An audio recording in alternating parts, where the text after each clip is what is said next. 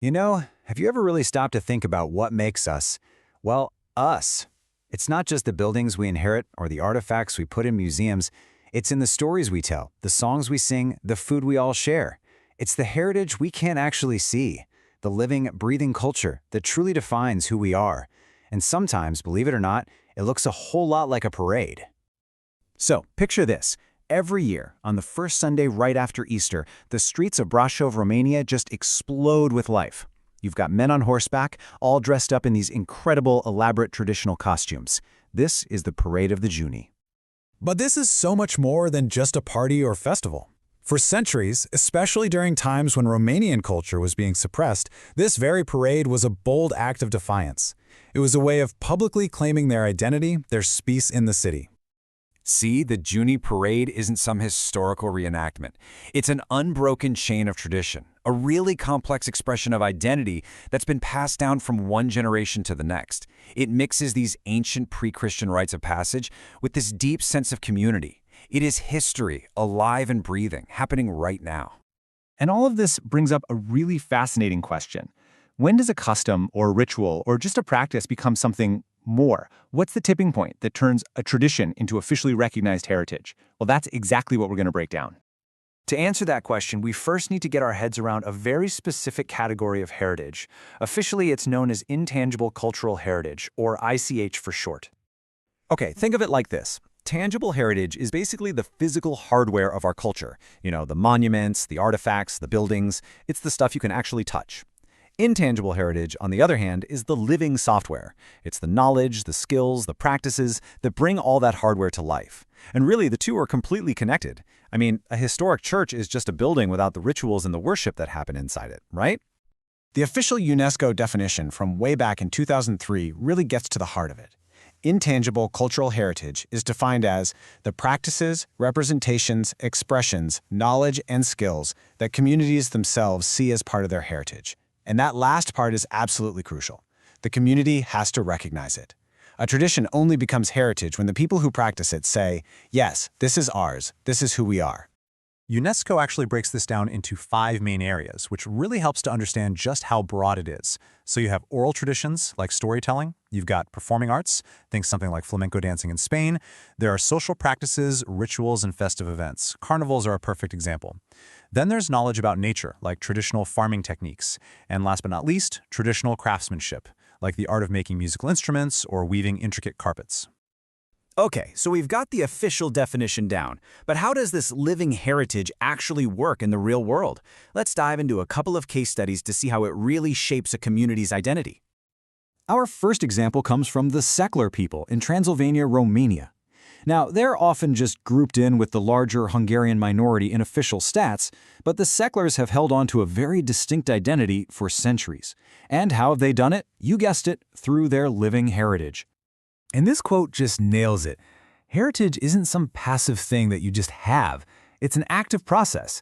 For the Secular people, their traditions are the very engine that drives their cultural continuity and keeps their community so tightly knit. So this is how it plays out.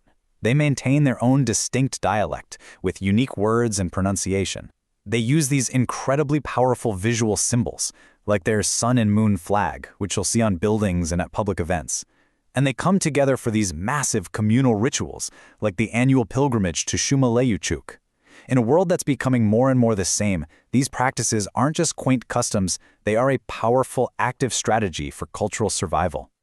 Now, intangible heritage doesn't just define a single group, it can also build bridges between many different cultures. Let's look at a completely different example that you might be familiar with, the Mediterranean diet. So when UNESCO recognized the Mediterranean diet, it wasn't just about what's on the plate. No, it's a whole cultural system that's shared by countries all the way from Spain and Italy to Cyprus and Morocco. It involves a whole set of skills: farming, fishing, cooking. It's a profound social practice where sitting down for a meal together strengthens family and community bonds. And it represents this sustainable relationship with the environment, where local markets are these vital hubs for passing on this way of life. The fact that we're even talking about things like diets and festivals as heritage is actually a pretty recent idea. So how did the world finally come to recognize the need to protect these living, breathing traditions? Well, if you look at the history, you can see this fascinating shift in what we thought was worth protecting. Back in the 60s and 70s, the focus was all on physical things, monuments, buildings, historical sites. But by 2003, there was a huge shift. The global community finally created a convention specifically to safeguard intangible heritage. It was this big recognition that culture is just as much about how people live as it is about the objects they leave behind. So what's the big takeaway here? Why does protecting this intangible cultural heritage matter so much? Because this living heritage is an incredibly powerful force. It's what builds social cohesion and gives communities a real sense of identity and belonging. In our globalized world, it promotes genuine respect for cultural diversity, and it's this deep, renewable wellspring of human creativity. And this isn't just a nice idea, it's a real global effort. Organizations like UNESCO and the European Union are actively working to protect it. They provide legal frameworks, funding through programs like Creative Europe, and support for these amazing cross-border projects that celebrate shared traditions, uniting millions of people under that great motto, United in Diversity. All of this brings us to the future. With so much focus on preservation, what does this actually mean for us today, and for the generations that are going to come after us? If there is one single idea to take away from all of this, let it be this one. Heritage isn't some dusty old relic sitting in a glass case. It lives and breathes in our actions, in our knowledge, and in our connections with each other. It's carried by people.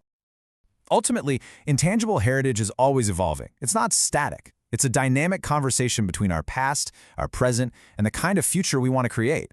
It gives us a sense of identity and continuity, and that helps us navigate this rapidly changing world. And that leaves us with one final thought, a question just for you. Think about the recipes, the stories, the family traditions, the community practices that really matter to you. What part of this massive, living library will you choose to keep alive and pass on?